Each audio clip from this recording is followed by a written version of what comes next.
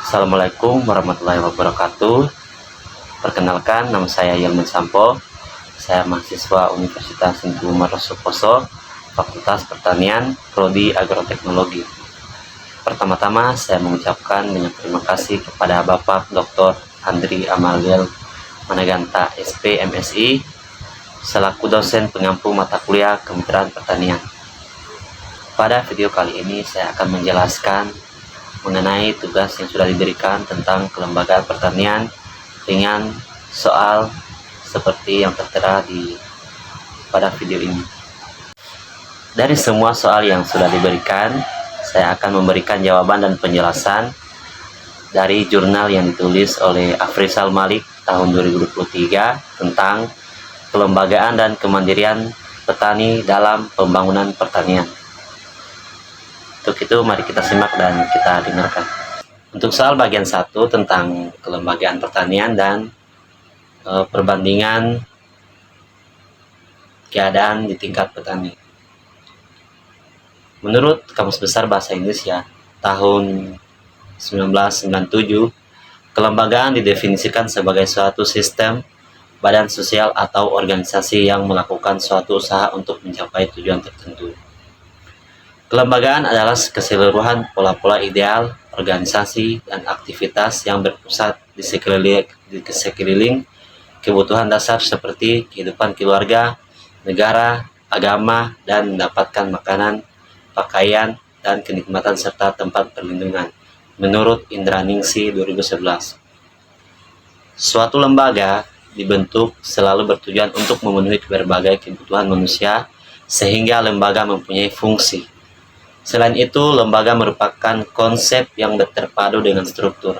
Artinya, tidak saja melibatkan pola aktivitas yang lahir dari segi sosial untuk memenuhi kebutuhan manusia, tetapi juga pola organisasi untuk melaksanakannya menurut Project dan Warren 1984. Dalam pertanian, kelembagaan petani yang dimaksud di sini adalah lembaga petani yang berada pada kawasan lokalitas yang berupa organisasi keanggotaan, yaitu petani-petani yang tergabung dalam kelompok kerjasama menurut UPOV 1986 dalam Syayuti 2003.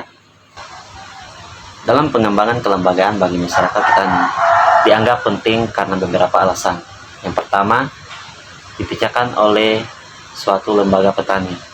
Yang kedua, organisasi masyarakat memberikan kelanggengan atau kontinuitas pada usaha-usaha untuk menyebarkan dan mengembangkan teknologi atau pengetahuan teknis kepada masyarakat.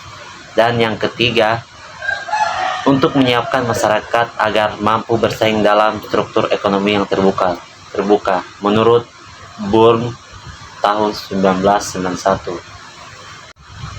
Perbandingan untuk tingkat petani, kelembagaan pertanian didirikan untuk membantu petani, tetapi banyak petani yang belum merasakan manfaatnya sepenuhnya.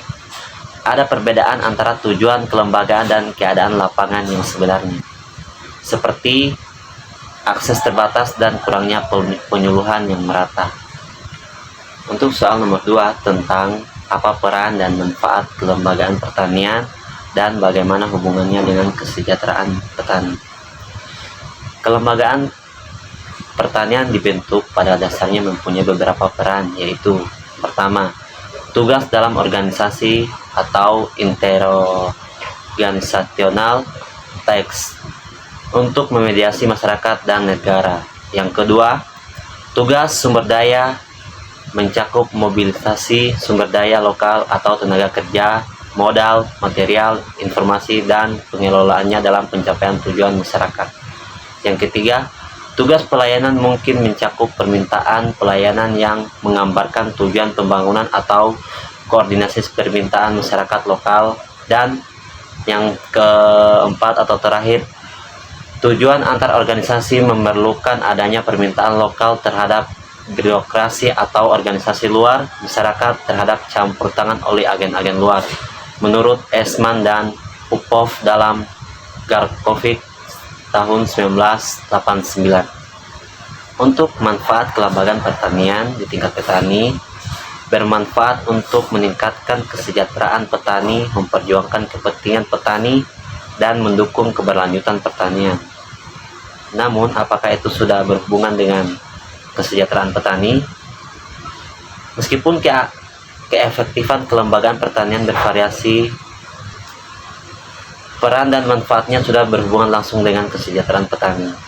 Organisasi pertanian seperti koperasi, asosiasi petani, dan program penyuluhan memberikan beberapa keuntungan, seperti akses ke pembiayaan, pemasaran yang lebih baik, dan pengetahuan pertanian kontemporer.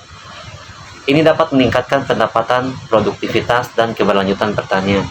Namun, meskipun kelembagaan pertanian sangat penting, keberhasilannya sangat bergantung pada penerapan yang efektif dan akses yang merata.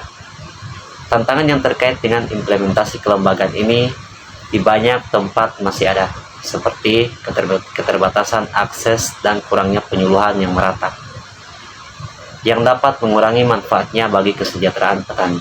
Demikianlah penjelasan dari saya. Saya mohon maaf jika ada salah dalam penyampaian kata. Saya pamit undur diri. Wassalamualaikum warahmatullahi wabarakatuh.